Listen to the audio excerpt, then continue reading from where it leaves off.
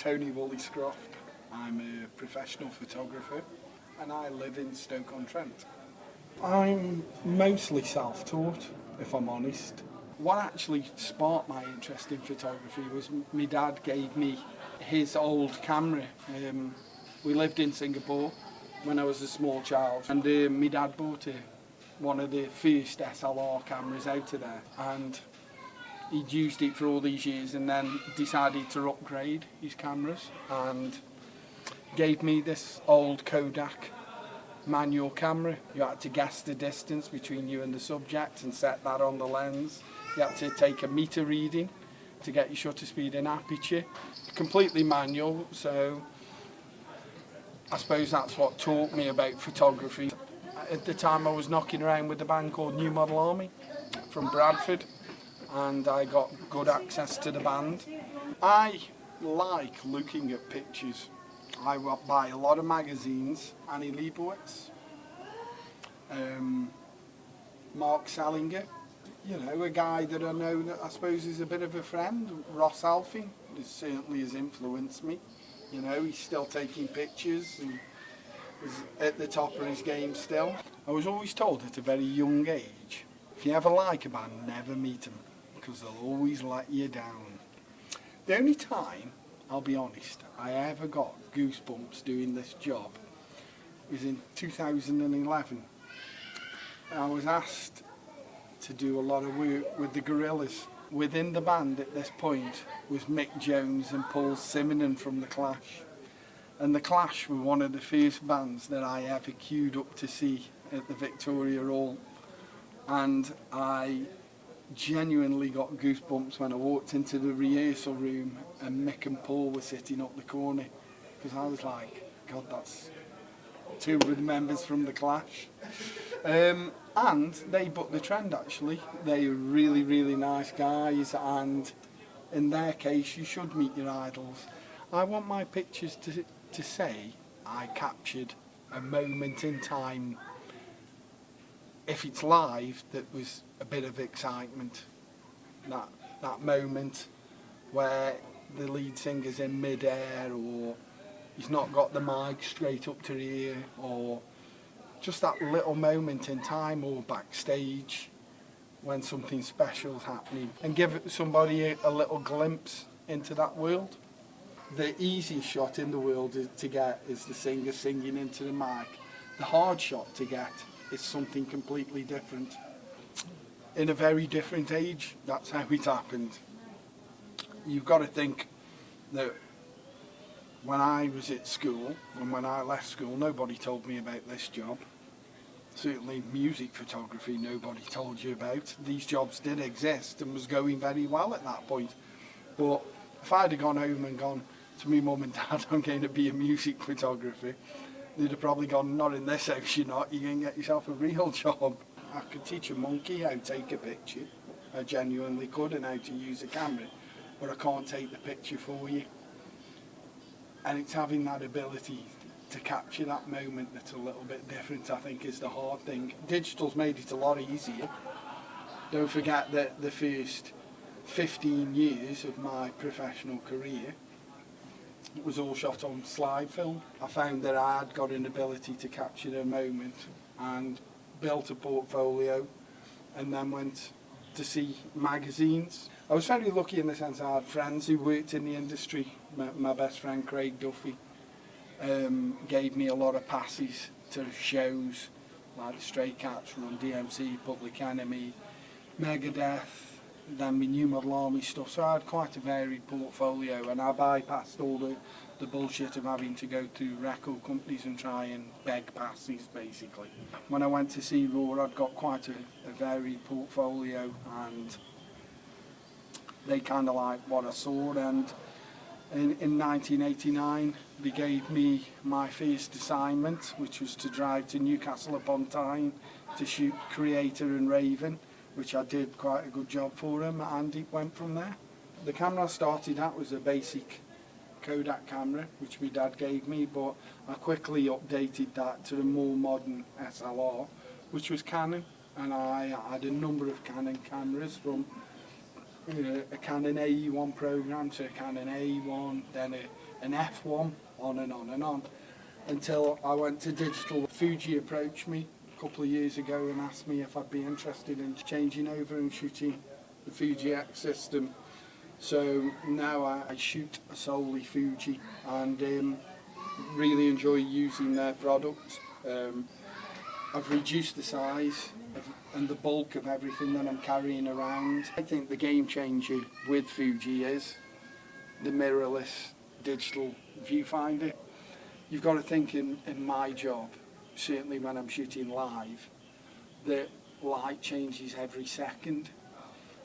I shoot manual anyway. I shot manual on Canon, I shoot manual on Fuji. But the thing was that you had to bracket around on the manual when you're shooting with Canon and check the back of your screen, making sure that you're keeping up with the exposure, whether it's under or over, or you've got it spot on as the light changes. The difference is with the digital viewfinder is, because I'm looking at the exposure all the time through the lens, I compensate for the lighting changes with my aperture. So I don't miss shots now. My frame rate's gone through the roof, and the only thing I'm looking for now is action, rather than worrying about exposure. So the $64 million question in photography at the moment is, how do you get paid and how do you earn money? It's very difficult these days, if I'm honest, very difficult. When I first started, the only thing I shot was music, editorially, full stop. It's changed a lot now. I shoot for a lot of artists that pay me themselves. I also work for a company that deal in sports books.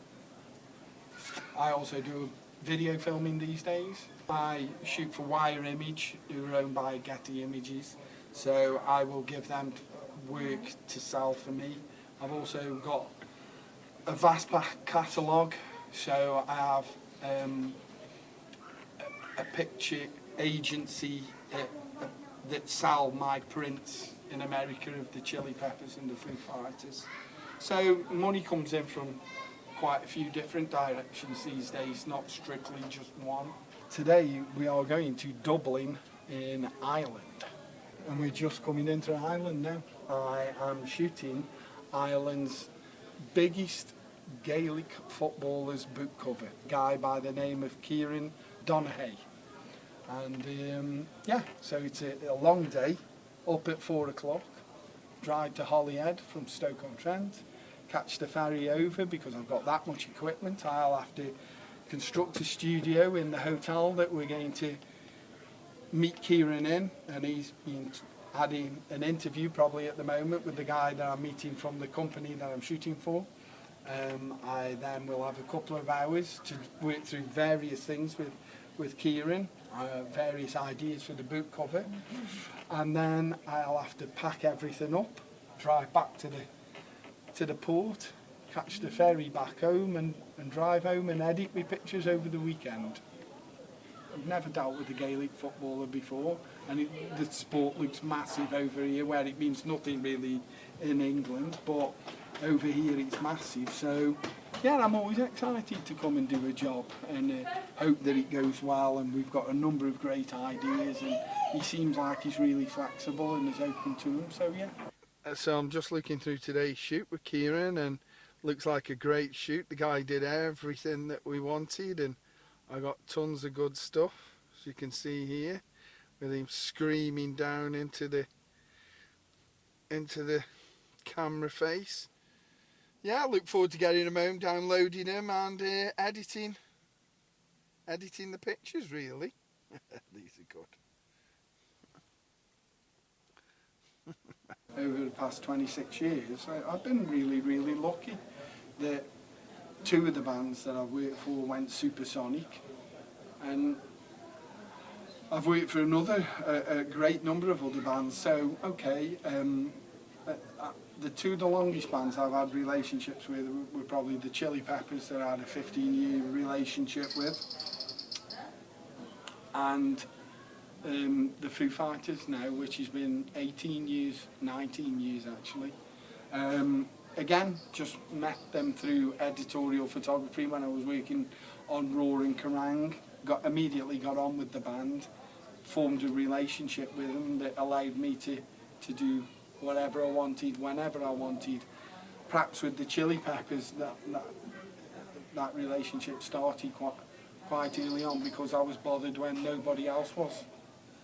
You know, I'd show up with my camera and go and shoot gigs and get them a lot of press. You know, certainly with Raw in the early days, and then very much with Kerrang. The Foo Fighters may be slightly different. David left Nirvana, and Nirvana were a big band at the time. So I just got on with Dave Grohl immediately, just formed a really good friendship which lasts to this day. Bands that I'm working with at the moment, probably I'm lucky enough to have found in 1975 and formed a good relationship with them. They've just gone to #1 in the UK and in America. So it's just a matter of luck and finding the right band. With a band that I'm on tour with for the day, normally starts with me charging batteries first thing, packing my bag up, judging what I need to take out on the road with me that day, driving to the concert or the job, collecting passes. If it's a band I know like the 1975, you can immediately pull cameras out, start documenting the day, observing, just being discreet, not getting in anybody's face, and just start recording the day, shooting sound check, shooting backstage, shooting just before they come on, then shooting the whole show. But again, shooting the whole show, you can't just stand in the pit every night and shoot the same thing. You look at the venue. Does it look great from the balcony, or does it look great from the mixing desk, or is the sides of the gig, the balconies that will look great in pictures? So trying to give as much variation as you can on pictures for the artist, as well as shooting some good stuff in the pit and at the side of the stage. Then immediately the band come off, you go back, maybe take a few more pictures, and then say your goodbyes. And as I'm going home, if I've got my laptop with me, I will download as I'm going home. Invariably, I've not got my laptop with me, so I will go home. Can't just fall asleep when I walk in. I'm terrible for that. So the trick I've learned these days is to take my laptop to bed, download everything onto my laptop, so in the morning when I get up, I can start editing straight away. Another trick I've learned is give a band no more than 40 or 50 shots, no more. Even if you've got hundreds of them, give them no more than that. Do you know why? Because they won't see the wood for the trees. Give them 40 to 50 of the best shots that you've got. If they want any more, they will ask. That will be turned around by lunchtime the next day. The best venue that I've ever shot at, 2. And they were both with the same artists, back-to-back shows. And in 2011, we went to the Middle East with the Gorillaz. The Gorillaz took me out to Beirut, where we did 4 days, and then to Damascus in Syria, where I did 5 days. The gig in Beirut was in the oldest town in civilization called Bablis, which is just up the coast, and it's so hot there. It was the middle of summer, but basically the gig was in a bay over the ocean, over the Mediterranean, and the stand where everybody was sitting went out towards the water, but the stage was kind of like down towards the beach in the bay. The Gorillaz were the first Western band to play in Damascus, which was an amazing thing. The gig was below the fort, citadel walls in the middle of Damascus. So the backdrop was the fort behind them, which was pretty amazing. Again, outdoor gig, fantastic. I've been blessed, haven't I, because I've travelled the world tenfold doing my job. I'm very critical of my own work, so it's very difficult to say which picture of mine's a favourite. Probably one that I took last year that was one of my favourites was lucky enough to go and access all areas with the Foo Fighters as they played Milton Keynes, and I was backstage with Dave while the band were rehearsing Under Pressure with Roger Taylor playing drums in a little small porter cabin, and they were rehearsing in there, and things like that are pretty unique. You know, the 70,000 people waiting for the band to go on stage, and there you are in a porter cabin with the band as they rehearse with Roger Taylor from Queen, Under Pressure, ready for showtime. And I got a great shot of that, which I really, really liked. The picture is Dave sitting down because his leg was in a cast at that point, and he's seen me taking the picture, so he's smiling his head off. So you got Taylor Hawkins pointing at Roger Taylor, who's drumming, and it's a black and white one. It's one I converted to black and white. I've got Pat here, Chris Shiflett here, and then John Paul Jones from Led Zeppelin at the back. It's just a shot of a band rehearsing, but it's that little moment in time and who's in there at that time. My industry has changed drastically since I began. Digital has been a blessing and a curse, I suppose. A blessing in the sense that I can get a picture from A to B immediately. You know, if you've got a client as far away as Australia, you can get them a picture there in seconds. It's been a curse that your work gets stolen a lot. People think that because you put it online that they can use it wherever they want. There are different bands that have to take different approaches to. The 1975 have existed completely with their relationship with the fans online. So I have to accept that when I work for the 1975, you hand that work over and that work scatters to the four winds. You know, I get up and go work because I enjoy going to work, and that's the most amazing gift of all, isn't it? That you actually get up and want to go to work. How can you beat that?